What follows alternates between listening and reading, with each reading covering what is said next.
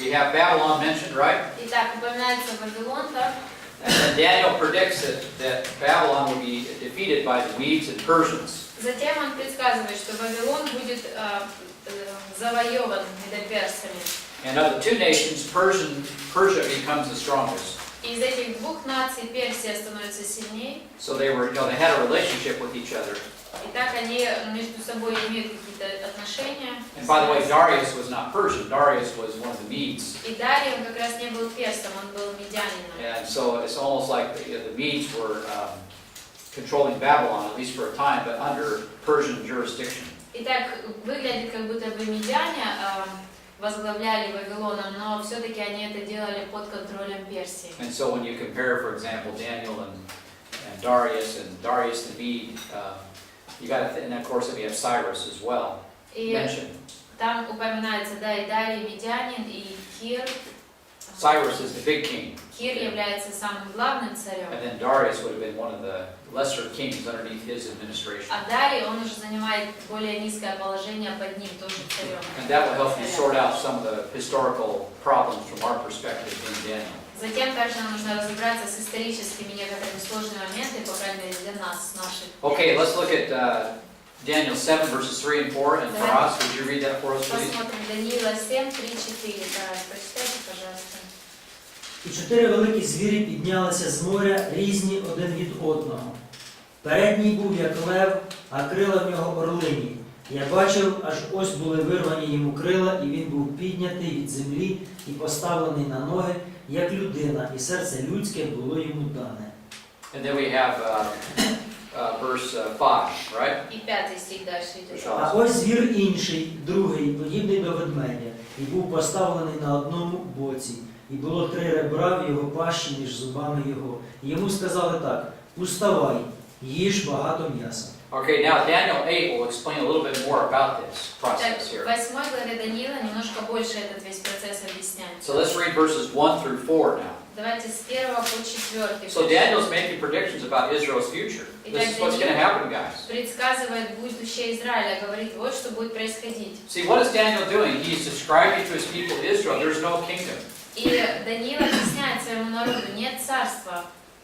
And you're going to have to live with this. И вам придется смириться с этим. And Luke calls this the times of the Gentiles. И Лука называет это время язычников. So the Gentiles are going to dominate world history now up until the Antichrist is deposed. Он им говорит, что язычники будут доминировать в мире над вами до времени And Антихриста. of course Israel loses their king. Конечно же, Израиль лишается царя. You know, in Babylon, that's it, no more kings. В Вавилоне не ходит, после этого все, больше нет And царей. this also explains why Jesus was born in a manger, in a barn. Это тоже объясняет, почему Иисус родился в хлеву.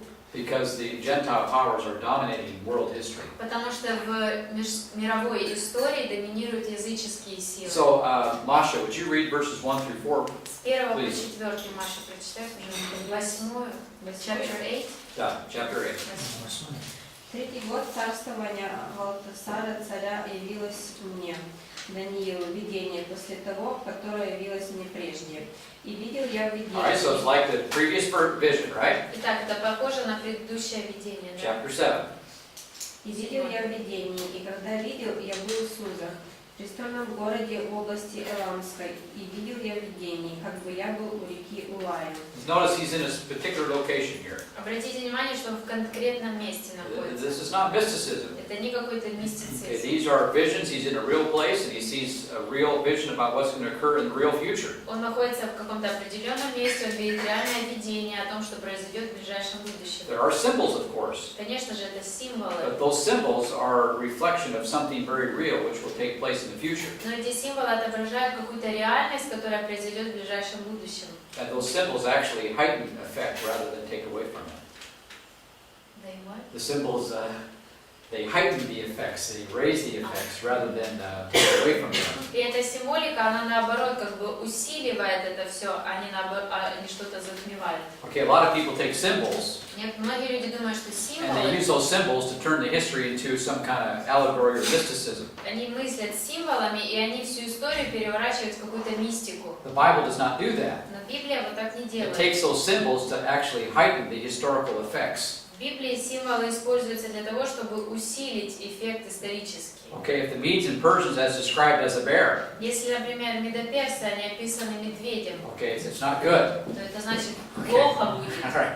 And this does not mean that this is some kind of allegory. Не означает это, что это просто какая-то аллегория. It's going to be a bad history is coming. Нет, он говорит, что плохие года грядут And we're going to исторически. have a Persian bear eating people. И у нас будет вот этот персидский медведь, который будет есть людей. So the suffering is going to be very real. То есть страдания будут очень даже реальными. Okay, verse 3. 3 стих. Понял я глаза мои и увидел, вот, один овен стоит у реки, у него 2 рога, и рога высокие, но один выше другого, и выше поднялся после. Видел я, как этот овен подал к западу, и к северу, и к югу, и никакой зверь не мог устоять против него, и никто не мог спасти от него. Он делал, что хотел, и величался. So here we have notice he's budding westward, northward, and southward. Обратите внимание, что он бодал и к западу, и к северу, и к югу. Who is that? Кто это?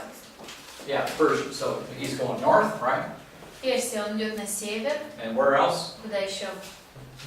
Westward, На запад. right? And then where? И куда еще? To the south. So that would describe his domination Это описано его сфера, где он будет as he доминировать, battles. когда он ведет свои And by the битвы. way, they know this to be true. И мы знаем, что это так и было. Okay, this is what happened with the Persians. Это то, что и произошло с персами. So we have describes of, Persia is actually the power here at this point. В данном случае Персия держит в своих руках власть. Now, what's really interesting is that we know from 500 to 450 BC, okay, И что нам известно с 500 до 450 до the Persians and the Greeks were hammering at each other. They were Персы и beating on each греки, other. они все время воевали между собой. And then in 480 BC, the Persian king Xerxes, Затем в 480 году до Христа he attacked the Greeks. царь Ксеркс атаковал греков. Xerxes is called Ahasuerus, by the way. Esther 1:1. Xerxes is called Ahasuerus. Esther, book of Esther.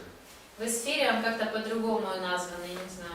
Who's the name of the king in Esther? Как Артаксеркс. Артаксеркс. Already Xerxes way up, but what about Ahasuerus? Is that also mentioned? Есть Russian еще text. какое-то упоминание царя? The Russian text. Okay, anyway, Fine. Можно посмотреть. Forget that's Там у нас example. разногласия. so let's move on. Це в Есфірі. Да. So they had battles between each other. Итак, между собой они вели битвы, In сражались. fact, very interesting, there's a famous battle И есть одна известная битва, at Thermopylae. It's a place called Thermopylae. Термополь какой-то. And there was a narrow pass in the Greek mainland. A pass in the mountains, a pass in the И mountains. означает это как узкий проход. And King Xerxes conquered the Greeks. Yeah, King Xerxes conquered them. И Ксеркс завоевал их, или Артаксеркс у нас может быть. But later on, he was defeated Но позже он потерпел поражение. at another famous battle called the Battle of Salamis. Битва Салмская, Salamis. Саламас, у нас Саламис. So there was a hatred between the Persians and the В Greeks. общем, между персами и греками была ненависть присутствовала. And eventually the Greeks will take over. И в конечном итоге греки одержали. And we see the beginning of the rise of the Greeks with some of these battles toward the end, that it goes into Greece's favor. И мы видим, что по ходу истории больше греки начинают одерживать больше побед. So the next sphere of influence will be the Greeks Итак, следующее место, где будет власть, это греки. from 330 to 63 BC. С 330 до... У вас же это все написано, да? And so here we have, 530, 606 to 530, Вот здесь с 606 по 530. and then we have 539 to 330 for the bear. Медведь даты с 539 по 330. And then we have Greeks from 330 to 63, И греки, их даты 330, and of course, 63. after that we have Rome, После этого наступает Рим, which continues even till today, the divided Roman который Empire. длится и по сегодняшний день, разделенная Римская империя. So now we have beginning of Greek influence, И теперь начинается влияние Греции. and this began about 360 BC Это the rise началось of Greece, примерно с 360 года. with the rise of a king called King Philip. Филипп, царь. He was of Macedonia, Он был в Македонии. and at that time it was a part of Greece. В то время это была часть Греции. And when King Philip became king, Когда царь Филипп стал царем, he united all the independent Greek city-states, он объединил независимые города греческие and he turned it into a strong nation. и превратил это все в сильный народ.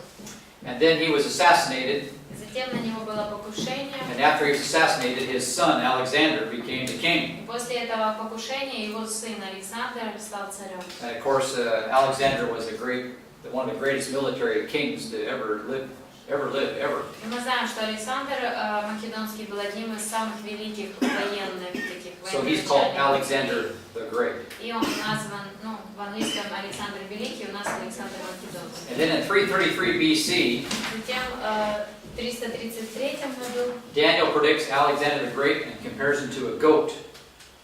Даниил предсказывает об Александре и сравнивает его с козлом. And then in Daniel chapter 10 discusses this as well. И в Даниила 10 главе об этом говорится. And so it describes Alexander's power. Описана власть Александра. First of all, let's go to Daniel chapter 10. Давайте откроем Даниила 10 главу And let's start in сначала. verse 1. С первого стиха. And we'll do some reading. Почитаем сейчас. And Natasha Plashalis to help us. Наташа, прочитай, пожалуйста. За третього року Кіра, перського царя, було відкрите слово Даниїлові, що звався ім'ям Валтасар, а слово це правда та великий труд. І він зрозумів те слово і мав зрозуміння того видіння. You're going to read a lot. Ты можешь читать, если что, он тебя остановит. Тими днями я, Даниїл, був у жалобі 3 тижні часу. Любої страви я не їв, а м'ясо й вино не входило до моїх уст. І намащуватися не намащувався я, аж до виповнення цих 3 тижнів часу. А 20-го і 4-го дня першого місяця та був я при великій річці, це Хідекел. І звів я свої очі та й побачив, аж ось один чоловік, одягнений у льняну одіж, а стегна його оперезані золотом з уфазу. А тіло його, як топаз, а обличчя його, як вид блискавки, а очі його, як огняне полум'я, а рамена його та ноги його, ніби блискуча мідь, а звук слів його, як гук натовпу. А я, Даниїл, сам бачив це видіння, а люди, що були разом зі мною, не бачили цього видіння. Але велике тремтіння спало на них, і вони повтікали. Okay, this was a terrifying vision. It's a nightmare, but it's real. Это тоже было видение, которое привело его в ужас. Это был Describing real кошмар, events which will take но place. кошмар, в котором описаны реальные события. Keep reading. Дальше. А я зостався сам, і бачив це велике видіння, і не зосталося в мені сили, а краса обличчя мого змінилася і знищилася, і я не задержав у собі сили. І почув я голос його слів. А як почув я голос його слів, то я зомлів і припав своїм обличчям до землі. І ось рука доторкнулася до мене і звела мене на коліна мої та на долоні моїх рук. І сказав він до мене: Даниїле, мужу любий, зрозумій ті слова, що я кажу тобі, і стань на своєму місці, бо тепер я посланий до тебе. А коли він заговорив зо мною це слово, уста їх тремтів. А він промовив до мене: не бійся, Даниїле, бо від першого дня, коли ти дав своє серце, щоб зрозуміти видіння і щоб упокоритися перед лицем твого Бога, були почуті слова твої, і я прийшов ради твоїх слів. Okay, interesting, right? Так, интересно, да? We have angels involved in this process too. В этот весь процесс еще вовлекаются и ангелы. Angelic warfare also involved in bringing about God's plan. Также и военные события между ангелами тоже являются частью Божьего плана. So God has a plan Итак, for history. у Бога есть план на историю, And then we have these angels also involved behind the scenes historically. и теперь мы видим, что и ангелы участвуют в этом плане, для нас невидимо исторически. I mean, let that sink into your minds as you see Пусть вот это оседает у вас в разуме, когда вы the видите things that go on around us. все то, что происходит вокруг нас. It doesn't make a whole lot of sense. Для нас не особо все это понятно, да? from a human perspective. с человеческой точки And зрения. this verse helps us understand why. Но вот этот стих помогает понять нам почему. So keep reading. Дальше читаем. Але князь Перського царства стояв проти мене 21 день. І ось Михаїл, один із перших начальників, прийшов допомогти мені, а я позоставив його там при начальниках перських царів. І прийшов я, щоб ти зрозумів, що станеться твоєму народові в кінці днів, бо це видіння ще наступні дні. Okay, now it's interesting that God allows this whole process, gives angels things to do. Интересно, что в этом процессе Бог позволяет этому всему происходить и дает задания для ангелов. You know, it's interesting how God does things. Интересно, как Бог достигает всего. I mean, God could do this, you know, if He wanted to, right? Если бы Он хотел, Он мог бы это сделать But просто. He uses angels. Но Он использует They ангелов. have important jobs to do. У них тоже важная задача, которую нужно Okay, выполнять. they're involved with a lot of politics. Они тоже вовлечены Okay. в большую часть политических действий. And wow, keep reading. Дальше читаем. It's like politics is their realm. Как будто бы политика это как раз их сфера. Armies and military. Армия и военные силы. Yeah, keep reading. А коли він говорив зо мною оці слова, я схилив своє обличчя до землі і занімів. І ось хтось, як подоба до людських синів, доторкнувся до губ моїх. І я відкрив свої уста, і говорив та й сказав тому, хто стояв передо мною: «Мій пане, у цьому видінні обернулися на мене болі мої, і я не задержав сили в собі. І як може цей раб мого пана говорити з оцим моїм паном, коли в мене тепер нема сили і не залишилося й духу?» І знов доторкнувся до мене хтось, як вид людини, і зміцнив мене. Та й сказав: «Не бійся, любий мужу, мир тобі, будь міцний і будь сильний». А коли він говорив зо мною, я зміцнився і сказав: «Нехай говорить мій пан, бо я зміцнився». І він сказав: «Чи ти знаєш, чого я прийшов до тебе? Та тепер я вертаюсь, щоб воювати з перським князем. А коли вийду, то ось прийде грецький князь».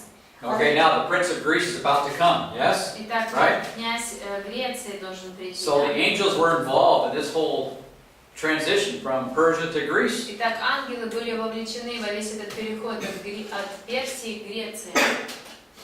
Wow. Dulce. Але об'явлю тобі записане в книзі правди, і немає нікого, хто зміцняв би мене проти них, окрім вашого князя Михаїла. So Michael, so it's almost like he's overmatched here. We got an angel that's overmatched. With demons. He's outmatched, outgunned. The other guy, the enemy has more guns than he does. То есть здесь выглядит так, что у врагов больше оружия, больше сил, чем у него. И поэтому мы можем поддерживать. Who is Michael? Well, he's another angel. Это еще один ангел. Yeah, so, yeah, these are very revealing verses. Стихи, которые много открывают нам. Then we have a human being, Daniel, given visions relative to the future, Человек Даниил получает эти видения о будущем, which reveals God's plan. где открывается Божий план. And then God has the angels, okay, this is, you need to be working on these things here. И затем также и ангелы, и Бог говорит им, вам нужно вот здесь работать с And этим. these angels are struggling. И эти ангелы в битве находятся. Okay, you know, the clash of the titans, right? Битва титанов, да? The Greeks talk about these things, okay? Греки об этом говорили. Okay, there's a truth in there, То есть там есть какая-то капелька истины. but it's just distorted truth because they don't understand this book. Но искаженная истина, потому что этой книги Библии они не But those понимают. things are going on behind the scenes, politically, militarily, historically. И вот это то, что происходит за кулисами для нас, исторически, политически. Anatoly, да. В 16 стихе некто по виду похожий на сынов человеческих. Это еще один ангел или кто? Yeah, many angels look like human beings. Да, многие ангелы выглядят как люди. In fact, you will notice that almost all times they look like people. И вы можете видеть, что в древние времена, в это время, они почти всегда выглядели как You know, люди. Abraham entertained angels, for example. Например, Авраам принимал у себя ангелов, One of them was the Lord, и один из них был Господь, the Lord Jesus. Господь Иисус. Before he became Перед тем, an как incarnate human being. он воплотился и стал человеком. Now, how do angels look in real life, I couldn't tell you А that. как ангелы в реальной жизни выглядят, не знаю. But in these visions, God stoops down to man, Но в этих видениях goes down to his level. они исходят до уровня человека. Now they may look like that. Может, они I так и don't know. выглядят, не знаю. Марк говорил, что в 10 главе пророчества об Александре Великом. То есть это царь Греции, который, да, князь великий. King of Persia, is this Alexander the No, Great? no, no. King of Persia is the Persians. Alexander is Нет, uh, Александр, он из Греции. Греции. Yeah. Я же говорю, князь Греции. yeah. Не Персия, а Греция.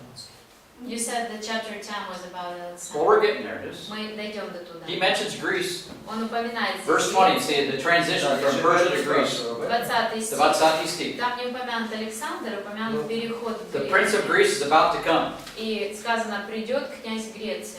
So as we're describing, Daniel 10 describes the transition from the Persians to the Greeks. В 10 главе описывается переход от Персии к грекам. All right, now chapter 11. Теперь 11 глава, Пожалуйста, Владимир, starting verse 1 с 1 стиха. Какая была? 11. until 4. До 4. Итак, я с первого года Дария Медянина стал ему подпорой и подкреплением. Теперь возвещу тебе истину. Вот еще 3 царя восстанут в Персии, потом 4-й превзойдет всех великим богатством. И когда усилится богатством своим, то поднимет всех против царства греческого. И восстанет царь могущественный, который будет владычествовать с великой властью и будет действовать по своей воле. Но когда он восстанет, царство его разрушится и разделится по 4 ветрам небесным, и не к его потомкам перейдет, и не с той властью, с какой он владычествовал. Ибо раздробится царство его и достанется другим, кроме этих. So here we have a description of Alexander the Great, and this is exactly what happened. Вот описание Александра Македонского, и как раз так все и сбылось. He became very strong. Он стал очень сильным, He also died young. также умер в молодом A lot of people возрасте. died young in those days. В те дни многие умирали And молодыми. then his kingdom was split up into 4 different kingdoms. И после этого его царство разделилось на 4. Now let's go back to chapter 8, Давайте вернемся к 8 главе. and let's read verses 3 through 8. С 3 по 8 Анатолий, пожалуйста, прочитайте. Поднял я глаза мои и увидел. Вот один овен стоит у реки, у него 2 рога, и рога высокие, но один выше другого, и выше поднялся после. Видел я, как этот овен бодал к западу, и к северу, и к югу, и никакой зверь не мог устоять против него. И никто не мог... So this is Persia. Итак, это Персия, All right, now verse 5. 5 стих. Я внимательно смотрел на это, и вот с запада шел козел по лицу всей земли. Yeah, so from the west now. So he's Итак, с запада come from this direction and идет из этого направления. yep, keep reading.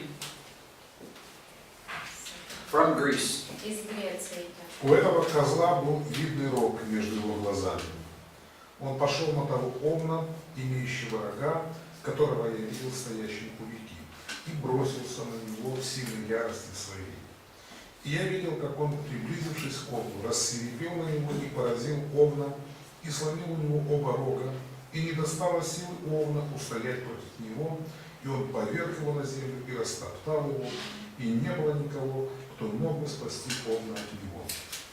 Тогда козел чрезвычайно возвеличился, но когда он усилился, то сломился большой рог, и на место его вышли 4 обращенные на 4 ветра небесных. So that describes again how Alexander took over Persia, and then his kingdom was split up into the 4 winds, the 4 winds of the compass. Описание того, что как Александр завоевал Персию и затем как разделилось его царство на 4. Now, what's interesting is in 332 BC, Alexander marched toward Jerusalem. Интересно, что в 332 году Александр выступил на Иерусалим. Okay, he wanted to go down to Egypt, Он хотел идти в Египет.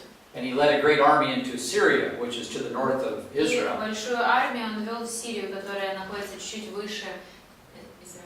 And he was going to destroy, take over Jerusalem on his way to Egypt. И на своем пути в Египет он хотел захватить Иерусалим. But according to Josephus, Но Иосиф Флавий описывает, when he arrived in Jerusalem, что когда он прибыл в Иерусалим, the chief priest что главный read to лидер Alexander Daniel. священник, первосвященник прочел Александру Македонскому Даниила. So Alexander said, oh, okay, И Александр сказал, I think we'll leave Jerusalem alone. хорошо, наверное, оставим в покое Иерусалим. Repentance, Покаялся a little bit. чуть-чуть. So he was very impressed, and so he left Israel alone. Итак, его это очень впечатлило, и он не трогал Иерусалим. And so they impressed Alexander so much that he spared Jerusalem from attack. Итак, настолько сильно впечатлило это Александра, что он не тронул Израиль. But by 330 BC, Но в 330 году Alexander was outnumbered. Александр был армия другого Yeah, преобладала. Persia had a lot bigger army, У Персии была намного больше армия. but he defeated the Persians. Но он разбил Персию, And this victory paved the way for him to take over much of Persia. и благодаря этой победе он смог захватить большую часть Персии. And from there he went even farther east, all the way to India. И уже после этого он продвигался на восток до самой Индии. But he died in 33 AD, or 33 BC. Но в I mean, he died at the age of 33. Но в Forgive me. Yeah. 33 года он умер. He died in 323 BC. В 323 он умер до рождения Христа. And he had no heir. Но- He had nobody to replace him. Yeah. У него не было наследника, некому было занять его место. And so his vast empire was eventually divided into 4 sections. И в итоге его большая империя была разделена на 4 части. And they're each ruled by different military commanders that were under him. И каждая из частей была под властью, в общем, 4 командира управляли этими 4 частями. Now, 2 of these rulers are going to become very important and very powerful. Двое из этих правителей сыграют очень важную роль, они будут держать большую And власть. they will now dominate Israel's history for the next several hundred years, couple hundred years. И следующие несколько сотен лет в их руках будет судьба Израиля. And that will be the really Egypt versus Syria. И по сути уже борьба будет между Египтом и Сирией. So, Egypt, right? Egypt. And then Syria, right? Сирия, да. And Israel, where was Israel? Где Израиль был? Right in the middle. Как раз посредине. And so now Daniel's going to describe this vicious contest between Syria and Egypt, Jerusalem, right in the middle. И теперь Даниил будет описывать вот это сильное соревнование между Сирией и Египтом, а Иерусалим находится как раз между And ними. this will occur for 200 years. 200 лет это будет продолжаться. Daniel tells him, you guys are going to have 200 years of misery in between these 2 powers. И Даниил говорит, у вас вот это время будет несчастным временем, пока эти силы будут сражаться друг с дружкой. And Antiochus Epiphanes is going to be the almost the climax of these operations. И Антиох Епифан как раз будет кульминацией вот этого соревнования. And that's all described in Daniel chapter 11. Это то, что описано в Даниила 11 главе. Ptolemy's dynasty was in Egypt, out of Egypt, North Africa. His name was Ptolemy. Птолемей, да. Его династия была в Африке. And then Seleucus is his name. Селевка там. Yeah, he ruled Syria, Селевк управлял Сирией, including parts of Israel. включая и некоторые части Израиля. And so this will also help us understand how, for example, Galilee was called Galilee of the Gentiles during Jesus' day. И это помогает нам понять, как, например, Галилея называлась Галилея языческая во время Иисуса. Okay, Ukraine is called the borderland, right? Украина называется как границей. Okay, the Western and Russia and the Western powers going over Ukraine all the time. Все время Запад и с востока силы России. Well, this is what happened with Israel for a couple hundred years. Это то, что происходило и с Израилем пару сотен лет. So don't feel bad. Так что не жалейте самих себя. It's not the only thing. It's happened before. Это вы не первые, это и раньше было. So Daniel 11 now is going to describe for us Теперь Даниила 11 для нас this описывает this whole time period вот этот весь период времени, where the king of the north, the king of the south, когда царь с севера и царь на юге, Egypt versus Syria, и Сирия против Египта. both of them come out of Alexander's empire. И тот правитель вышли из империи Александра Македонского. They will fight each other for dominion over that whole area. И они будут сражаться друг с другом за то, чтобы кто-то будет доминировать в этой всей территории.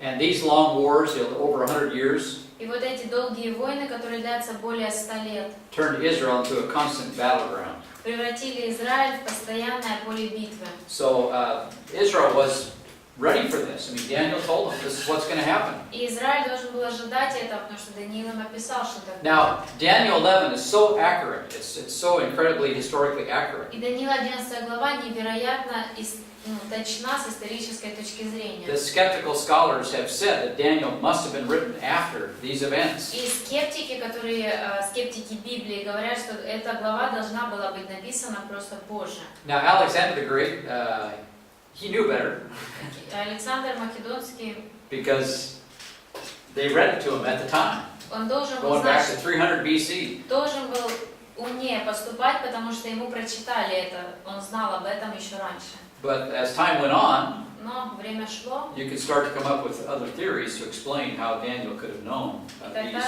such historical events. появляются новые теории того, как Даниил мог знать вот такие исторические события. And one of the first atheistic scholars to question the book of Daniel Один из первых атеистических ученых, который поставил под сомнение книгу Даниила, he was a philosopher, of course. он был, конечно же, And философом. philosophers do not like this type of discussion. Опять-таки, философам вот такие вот дискуссии не нравятся. They're looking, they're thinking about general things, general ideas. Им нравится думать о каких-то обобщенных вещах, обобщенных идеях. But his name was Porphyry. I don't know how to, I have no idea how to do it in Russian or Ukrainian, so I can't even spell it in English. Let's see, where is it? Is he an ancient philosopher? Yeah, here we are. Порфирий, может. And of course, I'm confusing Russian and English here. Yeah, there we go. It's wonderful, all these languages. So anyway, this was a philosopher. Came up with a theory. Вот этот философ первый, который придумал такую теорию. First guy to come up with a theory in Первый, Daniel. кто придумал теорию против That we этой know. главы, который нам известен. He said Daniel was a forgery, Он сказал, что книга Даниила была подделкой. and that it was written after the prophetic events were fulfilled. И написана была уже после того, как вот эти пророческие события все произошли. And this was a plausible theory, И это была a possible theory, теория, которая выглядела вполне возможной. up until when? До какого момента? Until the 1947, Пока в 1947 году when they found the Dead Sea Scrolls. не нашли свитки Мертвого моря. Okay, this is one of the reasons why the Dead Sea Scrolls are problematic for why people keep this tamped down. You know, they don't talk about it too much. Это одна из причин, почему вот эта информация о свитках Мертвого моря, многие о ней умалчивают. Особо обсуждается. Dead Sea Scrolls, they found them. Daniel is in there. Итак, нашли эти свитки Мертвого моря, и книга Даниила была в них. And the Dead Sea Scrolls date back to 200, 150 BC, somewhere in that neighborhood. И дата это примерно 200 to 150 BC. где-то 200-150 год до рождения Христа. And so, obviously, Daniel must have been written before that time. И так становится очевидным, что книга Даниила была написана до этого времени. And that sort of does away with the theory that some guy saw this, witnessed it, all the things that took place, and then wrote about it. Поэтому это перечеркивает эту теорию о том, что сначала увидели историю люди, потом кто-то записал это. So anyway, the Dead Sea Scrolls have been very helpful to overturn that idea. Итак, свитки Мертвого моря очень помогли опрокинуть вот эту идею, опровергнуть. Now in chapter 11, Теперь 11 глава. we've already read up to verse 4. Мы уже до 4 прочли. But now verses 5, I'm going to give you sort of a summary of this chapter now. Я немножко дам вам итог всей этой главы. So verses 5 and 6, 5-6 стихи. we have the early confrontation between Syria and Egypt. Это ранние битвы между Сирией и Египтом. And it concluded with a short-lived alliance. These battles concluded with a short alliance. They unified for a time. И в результате этих битв на какое-то короткое время они объединяют. They tried to unite through marriage. Они пытаются объединиться через браки. But of course, it's not going to work. Конечно же, это не срабатывает. Let's read verses 5 and 6. Давайте прочтем 5 и 6. Виталий, пожалуйста. 4-5? 5 и 6. Южный станет очень силен, но один из его военачальников станет сильнее его и будет править своим царством с великой силой. Через несколько лет они станут союзниками, Дочь Южного царя пойдет к Северному царю, чтобы утвердить союз, но она не удержит власти, и его потомство не продолжится. Она будет передана вместе с свитой ребенком и тем, кто ее поддерживал. Yeah, so it ends up in an alliance of sorts. Итак, в результате получается своего рода мир. But then verses 7 подтверждается. through 9 will describe a later conquest of Syria by Egypt. Но затем с 7 по 9 описывается, что позже Сирия будет завоевана Египтом. And all these things are historically verifiable. И все вот эти события исторически они подтверждены. In prophecy, history, prophecy. Видите, пророчество, история, пророчество, Verses история. 7 through 9, С пожалуйста. 7 по 9. Olga. Но восстанет отрасль от корня ее, придет к войску и войдет в укрепление царя Северного, и будет действовать в них и усилиться. Даже и богов их, и стуканы их с драгоценными сосудами их, серебряными и золотыми, увезет в плен в Египет, и на несколько лет будет стоять выше царя Северного. Хотя этот и сделает нашествие на царство Южного царя, но возвратится в свою землю. And again, this is exactly what happened. Опять-таки, как раз так все и произошло. Now verses 10 through 12 records a Syrian pushback, so they push back against Egypt. Теперь с 10 по 12 описывается, как отбиваются они от Египта. They had some success at the beginning, but finally it was stopped. В каком начале у них это успешно все было, но наступил момент, когда прекратился. Natasha, пожалуйста, 10 through 12. С 10 по 12, Наташа, пожалуйста. А сини його озброються і зберуть натовп численних войовників. І один із них конче піде і все позаливає, і перейде край, і вернеться, і воюватиме аж до його твердині. І розлютиться південний цар, і вийде та й воюватиме з ним, з царем північним, і виставить велике многолюдство, і цей натовп буде виданий у його руку, і буде знищений той натовп, і повищиться його серце, і він кине 10,000 та не буде сильний. Yeah, so that describes that process. Так, вот описан этот процесс. Verses 13 through 16. С 13 по 16. Syria will finally take the upper hand. Сирия наконец-то победит. And this is going to be through Antiochus III. Произойдет это руками Антиоха III.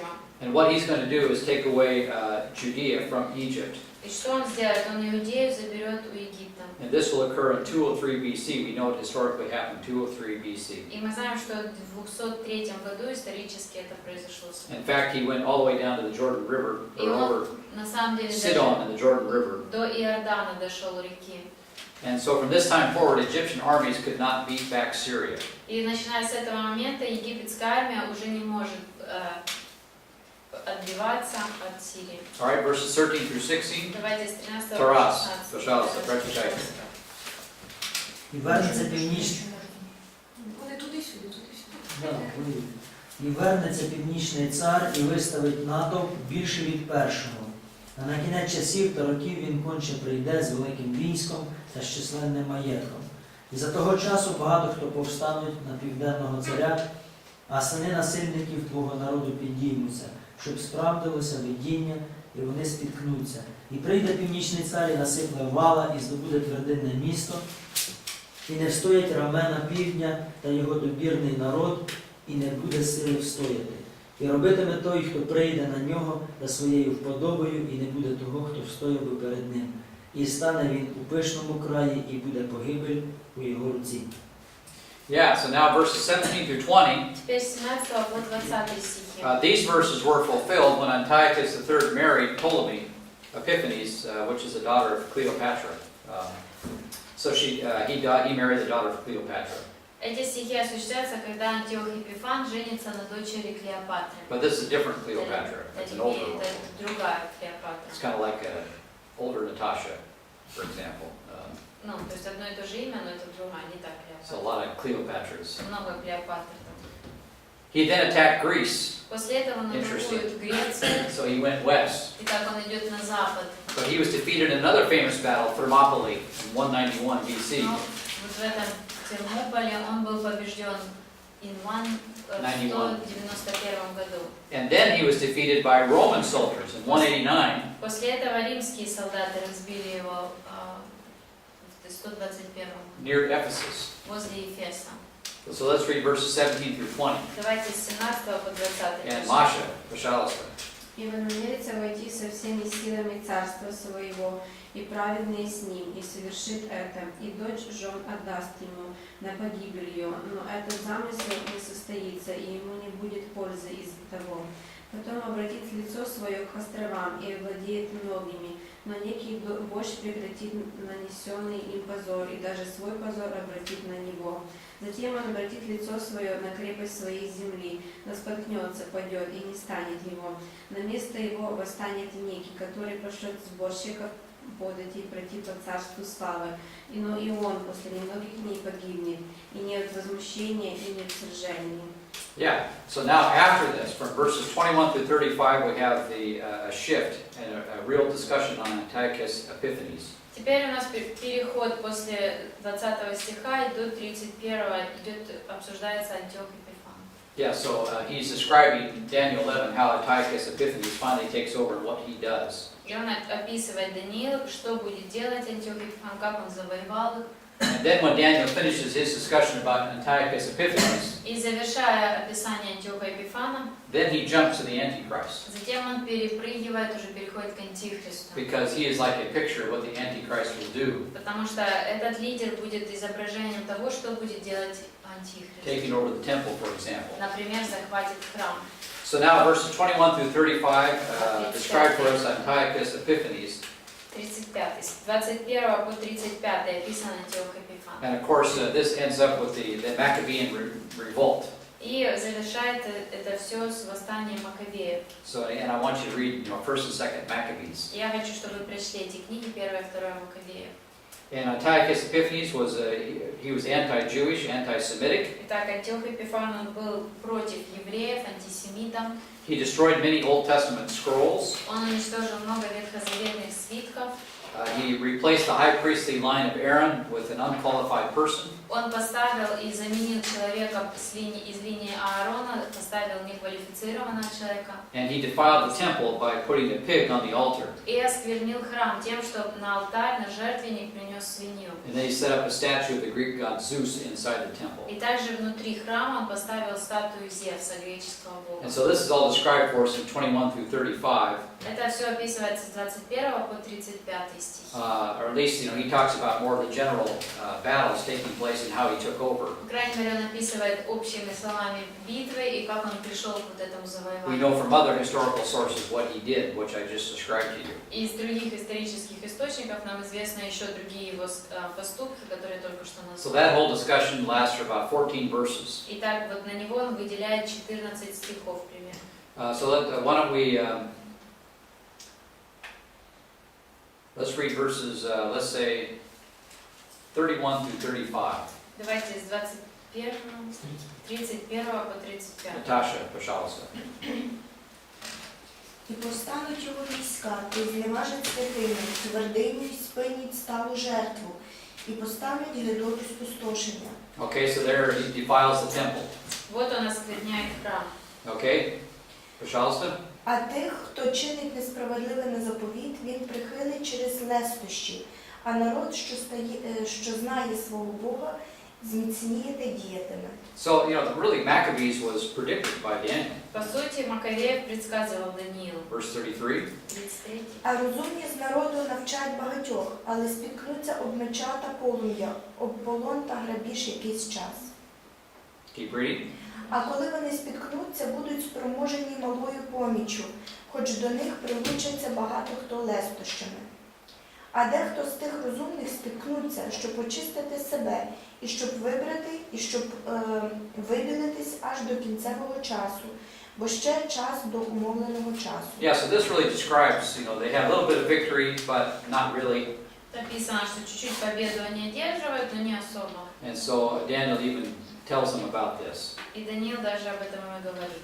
Now, from Daniel 11:36 all the way through chapter 12, verse 4, И теперь с 36 по 4 стих 12 главы. now we have Antiochus Epiphanes as a historical type of the Antichrist. Здесь уже Антиох Эпифан описан как прообраз Антихриста. So now we shade into the Antichrist. So it's like, you look at some of the old movies, Если посмотреть старые фильмы, or even today too, или даже сегодня, they'll show pictures where they blend into one another, показывает такие картинки, которые переходят одна в другую. Maybe they'll go to the future or whatever. There'll be a young guy that becomes old, whatever it is, and they'll blend it together. И смешиваются, и показывают какие-то эпизоды из прошлого, когда человек был молодой, потом сразу же в это Okay, we время. call that special effects, right? Мы это называем спецэффекты. Well, that's what Daniel's doing here now. Вот это то, что Даниил здесь So и he will делает. now transfer from Antiochus Epiphanes to the Antichrist. Теперь он, говоря об Антиохии Епифании, переходит к Антихристу. And Vladimir, would you start in verse 36 for us? С 36-го. And read till verse, let's read verse 40. И до 4-го. Verse 41. До 41-го.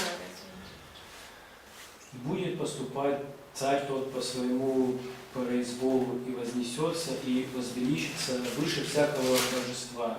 И о Боге богов станет говорить хульное, и будет иметь успех, доколе не совершится гнев. Ибо что предопределено, то исполнится. Yeah, it will be done. Okay? Исполнится, да? Okay, these prophecies will take place. Эти пророчества произойдут, Without doubt. без всяких сомнений. Keep reading. И о богах отцов своих он не помыслит, и ни желания жен, ни даже божества никакого не уважит, ибо возвеличит себя выше всех. Yeah, so he's going to demand worship.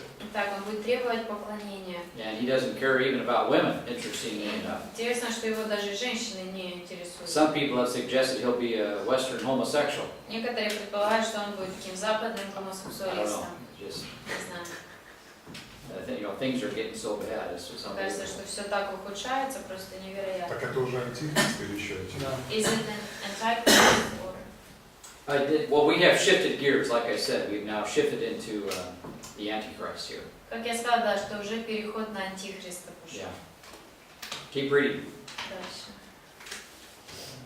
See, this goes beyond the Antiochus Epiphanes. Здесь уже описания идут дальше, чем просто Антиохия. We could easily fit verses 21 through 35 into Antiochus Epiphanes. 21 по 35 это легко все соответствует But after this, Антиохии. we have a lot bigger problems. А после этого уже проблемы Because усугубляются. we're describing something greater, much greater than Antiochus Epiphanes. Описывается что-то большее, чем Антиох So Эпифан. keep reading. Итак, читайте дальше. Но Богу крепости на месте его будет он воздавать честь, и этого Бога, которого не знали отцы. Okay, who did Antiochus Epiphanes put up in the temple? Кого поставил Антиох Эпифан в храме? Зевс. Yeah, Zeus. Okay, he was known. Так он был известен. This guy's going to come up with another god that И people don't know. он заменит другим богом, которого люди не знают. Которого не знали отцы его, он будет чествовать золотом и серебром, и дорогими камнями, и разными драгоценностями, и устроит твердую крепость с чужим богом. Foreign god. Чужим богом. Probably Satan. Скорее всего, сатаной. Которые признают его, тем увеличит почести и даст власть над многими, и землю раздаст в награду. Под конец же времени сразится с ним царь южный, и царь северный устремится, как буря, на него с колесницами, всадниками и многочисленными кораблями, и нападет на области, наводнит их и пройдет через них. Yeah, so Egypt and Syria will play a role also in the future as well. Так мы видим, что Сирия и Египет сыграют свою роль еще в будущем. Who's dominating the news right now? Кто International сейчас news. в международных новостях светится чаще всего? Мусульмане. Egypt and Syria. Египет и Сирия. So don't be surprised by some of these things. Пусть вас не Daniel's удивляет. quite a prophet here. Даниил еще тот пророк.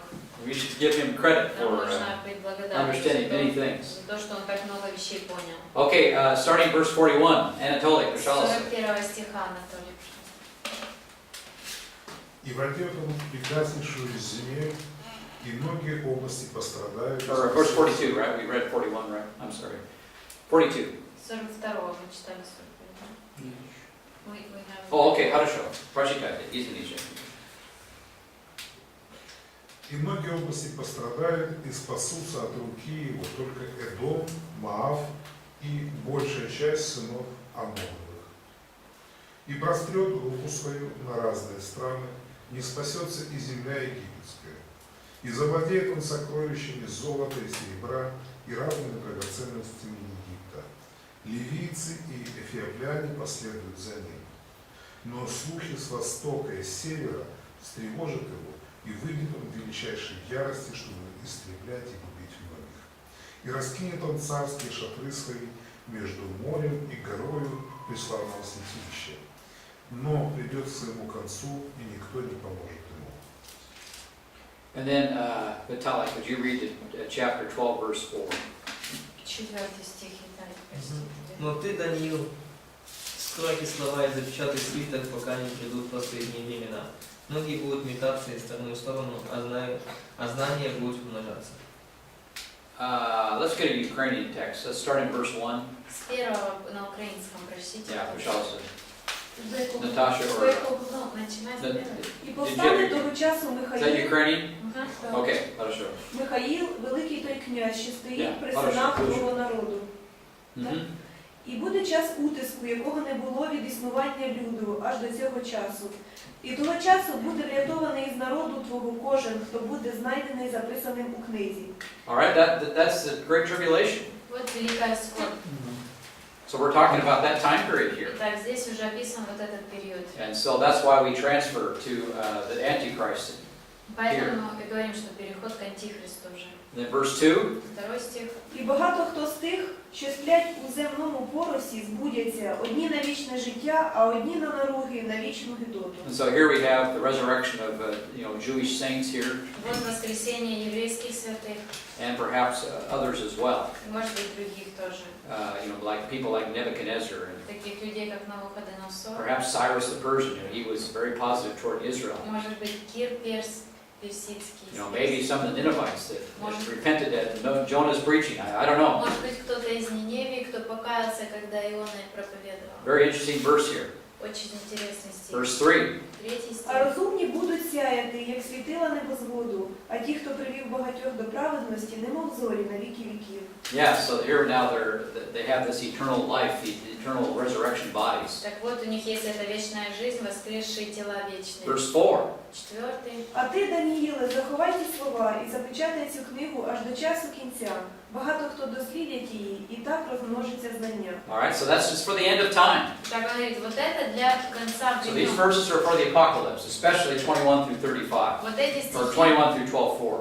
для апокалипсиса, особенно с 21 по 12:4. But more knowledge will be given concerning what's going to happen. Но умножится ведение, больше знаний будет дано о том, что будет And происходить. of course, we know that Jesus discussed this, gave us much more information on this time period. И мы знаем, что когда Иисус говорил об этом времени, Он дал еще больше Paul информации. will give us more, 2 Thessalonians, Во втором Фессалоникийцам добавил and then информацию. especially John, И book of особенно Revelation. книга Откровения Иоанна. So all of these discussions will be expanded in the future. Итак, все эти темы будут шире раскрыты в будущем. Now, let's go to Daniel 7. Yeah, we're good. We're doing Давайте good. откроем Можно Даниила уточнить? 7. Да, пожалуйста. Мы когда изучали Даниила, мы как бы себе отмечали, что до 36 стиха шла история Сирии и Египта, вот все, о чем мы говорили. С 36 по 39 включительно мы рассматривали как эсхатологические события. И с 40 опять история Сирии и Египта. Это так? Well, no, it doesn't go back. What we're talking about is apocalyptic Syria and apocalyptic Egypt. Не так. Уже когда второй раз Сирия и Египет, это уже апокалиптическая Syria Сирия. and Egypt during the apocalypse. С Сирия. 40 Yeah, стиха. in those verses. Это Yeah. продолжение апокалиптических событий. Yes. So Syria and Egypt. Не исторических, которые уже свершились. Right. Да. So Syria and Egypt will play a role in the future Antichrist. То есть в будущем с Антихристом Египет и Сирия сыграют свою роль. Okay, what happened here? Okay, this is why Daniel picks Egypt and Syria. Вот поэтому Даниил выбирает Египет и Сирию. Because what happens between Egypt and Syria is going to be a picture of what's going to happen with the future Antichrist. Потому что то, что происходит с Египтом и Сирией, это будет картина, образом того, что произойдет в будущем с During the Антихристом. apocalypse. That's why Во he время picks this whole апокалипсиса. discussion. Поэтому он начинает вот это все обсуждение. And he prepared him for this in Daniel 9. И в Даниила Already. 9 главе он уже их к этому подготовил. And then, because Daniel 9 will help us, he talks about the Antichrist. Потому что в Даниила 9 говорится об Антихристе. And then Antiochus Epiphanes will be a historical type. И затем Антиох Эпифан становится историческим прообразом, to provide color as to who this Antichrist, what he's going to be like. чтобы описать людям, каким будет этот Антихрист. And the Egypt-Syrian conflict И конфликт между Сирией и Египтом will resume during this apocalyptic time period. разрешится вот в это возобновится в это апокалиптическое время. And the Antichrist will be at the heart of it. И Антихрист будет находиться как раз в центре этих событий. So that's what Daniel is describing for us in these very interesting verses. Вот что Даниил описывает для нас вот в этих интересных стихах. А можно еще раз уточнить? Yeah. С 40 стиха Антихрист здесь описан как северный царь. Is the king from the north, is this man? No. If you'll notice, all the kings are mentioned except the king of the west here in these verses. Если вы посмотрите, упомянуты все цари, кроме царя с запада. The one that he's not opposing. The one he's not fighting against. Тот, с кем он не борется. He's from the west. Он с запада. So he has opposition against him. Описано те, кто вышли на него. Which is going to be a big deal. I mean, anybody who takes on the Antichrist is going to be a big deal. И это важно, потому что любой, кто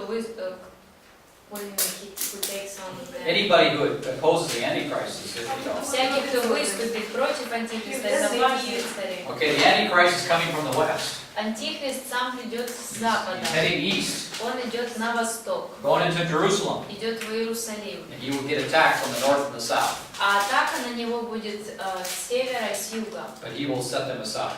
Но он отставит их. So there's a lot of interesting discussions here. Там много интересного А де происходит. це видно? Where do we see it in this Well, let's go to passage? Daniel 9, shall we? Давайте Даниила Alright, 9 Daniel 9. откроем. Okay, Daniel 9. So the point is he's not mentioned. Okay, Daniel mentions the king of the north, right? И сам Антихрист не упомянут, упомянут, что на него вышел King of the царь south. северный, царь южный. And what's happening? The Antichrist is fighting both of them. И что происходит? Антихрист отбивается от So обоих. it can't be Syria, it can't be Egypt. То есть это The не Antichrist can't be from either one of those. Антихрист не может быть царем с севера Сирии или с юга Египта. Okay, now let's go to Daniel 9, Давайте теперь Даниила 9, verses 24 through 27. с 24 по 27. Well, let's start. Let's go back to the goat here. Давайте вернемся к козлу. I think we got time. We're starting to run out of time here. Verse 19. С 19. Natasha, пожалуйста. Or Taras. Прочитай. 9:19. 9:19. So this is right before the 77s is described. Это перед тем, как описываются 70 дней. Господи, вислухай, Господи, прости, Господи, прислухайся і зроби. I want a Ukrainian text. This is Is it? Really? Verse 19? 9:19. Yeah. Oh, I'm sorry. I want 8:19. Did I say, yeah. 8:19. Okay. Та й сказав, ось я об'являю тобі, що буде в кінці гніву, бо на кінець призначеного часу це видіння. Той козел, якого ти бачив, що мав ті два роги, це царі Мідян та Персів. А козел той волохатий, це цар Греції, а той великий ріг, що між очима його, це перший цар. А той зламаний ріг, і що стали на його місці 4, це 4 царства повстануть із цього народу, але вже не в його силі. А в кінці їхнього царства, коли покінчать своє ті грішники, повстане цар нахабний та вправний у підступах. І зміцніє його сила, але не його власною силою, і дивно винищить він, і буде мати успіх, і діятиме. І винищить він сильних, і народ святих. А через... So we know, Daniel tells us, one of these kings that arises Итак, Даниил говорит, что нам известно, что from Alexander's empire. один из царей, который восстанет, Okay, one of them will be the Antichrist. империя Александра, это будет Антихрист. So we have possibilities here: west, И вот наши варианты. East, Запад, восток, south, юг and north. и север. Right? Now Daniel 11 will tell us that it's not these two guys. И в Даниила 11 мы увидели, что не эти два будут So it leaves us with two Антихриста. possibilities. Итак, остаются два Of course, варианта. some people think he's going to come from Egypt. Некоторые, I mean, from the east, from Muslims. некоторые считают, что он придет с востока, от мусульман. I still believe he's coming Но from the я west. все равно считаю, что он придет с запада. And this is based on the fact we see the Muslims dominate the news so much. И почему вот люди склоняются к мусульманам, потому что в новостях про них постоянно But только in my слышно. opinion, that temple has got to be built. Но по моему мнению, этот храм будет Right. отстроен, So therefore, something is going to happen to the Muslims. то есть что-то должно, вернее, этот храм они построили, и так что-то должно произойти, вернее, Israel будет cannot build that построен, temple поэтому today. что-то должно произойти с их храмом. Israel cannot build that temple today because it wasn't Сегодня Израиль не in может построить свой храм, потому что там мусульмане. some critical way. Muslim power is going to have to be set aside to build that temple. Каким-то произойдут какие-то события, которые сдвинут этот мусульманский. So a lot of people today are saying the Antichrist is going to be Muslim. Итак, многие говорят, что антихрист будет мусульманин. But I look at the Antichrist, but I just don't think so. Но разбирая антихриста здесь, я просто не вижу The этого. reason why is because of Daniel 9. И Now. почему? Из-за того, что у нас есть Даниила 9. All right, let's go to Daniel 9. Запад это Греция, да? Daniel 9, verse 24. Это Рим. And, Sorry. yeah. Запад это Греция или Рим? Рим. Потому що Well, кінець. see, yeah, of course, initially it's Greece, right? Изначально это была Греция, да? Right? Правильно? But then later Rome comes in from the west. Но позже с запада приходит Рим. So we talk about the Greco-Roman Empire. Мы говорим о греко-римской империи, да? So the west is the Greco-Roman Empire. Итак, Запад это греко-римская империя. Okay, so now let's start in verse 24. Давайте Dan will make it very specific here in these verses. 24 стиха Даниил очень конкретно В 8 описывает. главе, да? Yeah, 8 or 9? 9:24, 9:24. and I want a Ukrainian text. И здесь я хочу украинский. Yeah, because I know there's a lot of problems in the Russian text. Знаю, что в русском там много проблем. 70 років тижнів призначено для твого народу та для міста твоєї святині. Аж поки переступ буде докінчено, і мира гріха буде повна, аж поки вона буде спокутувана, і вічна правда приведена. Okay, so you have 77 up until the end. That's what he's saying. Until Apocalypse, Daniel. Он говорит, что до апокалипсиса 77 Only 70. только 70. 77-year periods. 70 периодов по 7 лет. All right, verse 25. Та знай і розумій, від виходу наказу, щоб вернути Ізраїля і збудувати Єрусалим, аж до владики Месії 7 тижнів та 62 тижні. All right, so that's where we get 69. Вот 69. So when they start rebuilding Jerusalem, Итак, когда они начинают отстраивать not the Иерусалим, temple, не храм отстраивать, Jerusalem, а Иерусалим, there's going to be 7 plus 62. будет 7 плюс 62 степени. And of course, you put them together, 69 sevens. И получается So you 69. start counting time about, we know this to be Nehemiah. Итак, мы знаем, что вот это время Неемии. Remember Nehemiah went back to build the walls, Помните, right? что Неемия вернулся для отстройки So we start стен. counting time with Nehemiah, Начинаем отсчет с Неемии. and we come up, here's this is where we start. We have 69 sevens. И отсюда происходит, начинаем считать 69 седьмин. And that will be until when? И до какого времени это будет? Until Messiah the Prince. Пока Мессия, князь, Keep reading. и дальше. 26-го?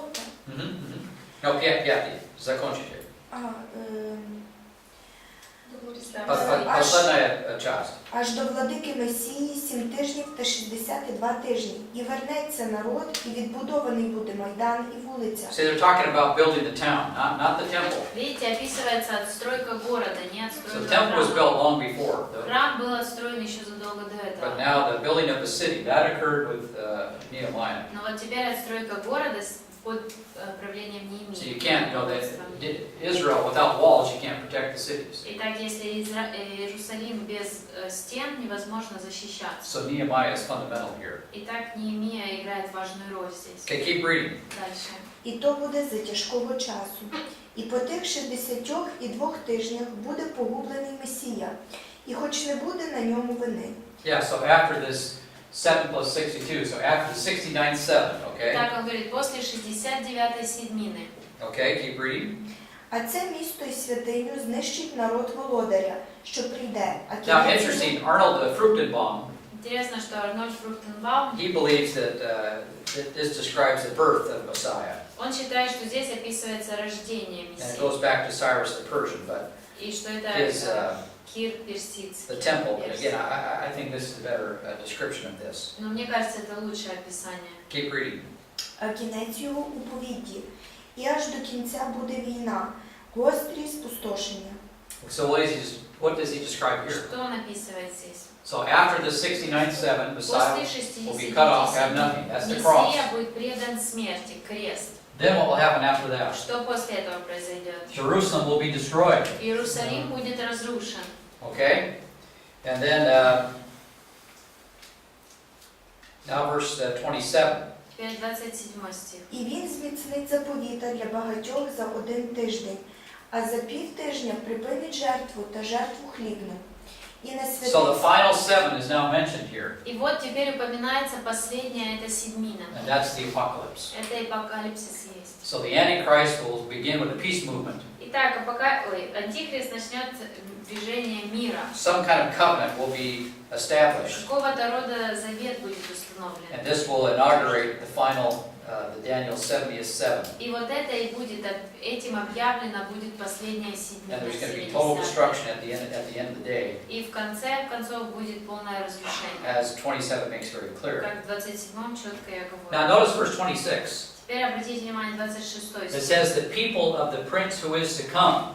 Там написано, что народ вождя, который придет, грядущий It какой-то separates вождь. the people from the prince who is to come. Отделяется народ от вождя, который придет. Who were the people that destroyed the temple? Кто были теми людьми, какой народ разрушил What people храм? destroyed the temple? The Romans, okay? Римляне, да? Who is the prince to come? А кто этот грядущий князь? Скорее всего, тоже с Рима. It's the Antichrist. Антихрист, most probably. Okay, so now people debate this, I understand. Я знаю, что люди спорят об этом, I think this is being pretty clear. но мне кажется, что здесь довольно четко видно. Assuming the prince who is to come is, the Antichrist. Предполагая, что грядущий этот вождь будет антихристом. So the prince who is to come will come. Итак, вот этот грядущий вождь придет, He's from the Roman people. он из римского народа. So he's coming from the west, he's heading east, Итак, он идет с запада на восток, heading to Babylon. направляясь в Вавилон. And of course Israel is on the way. И Израиль, он на его In fact, пути. Babylon, he'll be developing Babylon, all of its business, И он будет during the Great Tribulation. They'll control the international markets and everything will funnel, all the money will funnel through Babylon. И он будет контролировать и все коммерческие движения в период этой скорби. Все будет через Вавилон So that will осуществляться, build вся up Babylon's торговля. economy very quickly. Очень быстро выстроится экономика Вавилона, But he will die in Jerusalem, но он умрет в outside of Иерусалиме, Jerusalem. за пределами Иерусалима. So anyway, that's why I believe that he is from the west. Вот почему я считаю, что он с запада. People debate it, I Я understand, знаю, что люди спорят but об I just этом, give you my view on this. но моя точка зрения Yeah, Anatoly. сейчас. Я не совсем понял 25 стих, где разделено 7 и 62 седьмины. Может, я прослушал, почему разделили вот эти 69 седьмин на 7 и 62? Why does he separate 62 and 7? That's a good question. Хороший вопрос. Maybe the first 7 sevens is maybe the first year of Jubilee. 7 седьмин, вот это может быть первый юбилейный год. That was very important in the Jewish calendar. Для еврейского календаря это было So важно. they would have 7 Sabbath years. У них было 7 субботних What годов. would they do after that? Что они делали после этого? They would cancel all the debts. Они отменяли Everybody. все долги всем. And so that could very well be the first Jubilee they had after they built the walls. Может быть, вот это первый юбилейный вот этот год, который наступил But после that's a good question, I don't стен. know. Но хороший вопрос, это неизвестно, почему он растет. Yeah, Olga. У меня два вопроса. Какие проблемы с русским переводом в этой части? Daniel has a lot of problems. I don't know the history of it in Russian. Yeah. Какие? Can you give any No, I have specific- no idea. I just know that the book of Daniel is bad in Russian, Я знаю просто, Yeah. что в русском эта книга плохая. but I don't know what the И story is. вопрос в 26 стихе по истечении 62 седьмин, а не 9. В каком стихе? В 26-м? Да. In verse 26 it says when 62 sevens were over. Mhm. Why 62, not 69? Well, 7 has already occurred, right? 7 sevens, 7 уже произошли, and then the 62, so there were, а it's потом a 70. mathematica. Yeah, yeah. So these are numbers that are designed to be counted. То есть там числа конкретные, которые нужно считать, даются нам. Okay, let's take a break as we're over time. Давайте на перерыв пойдем.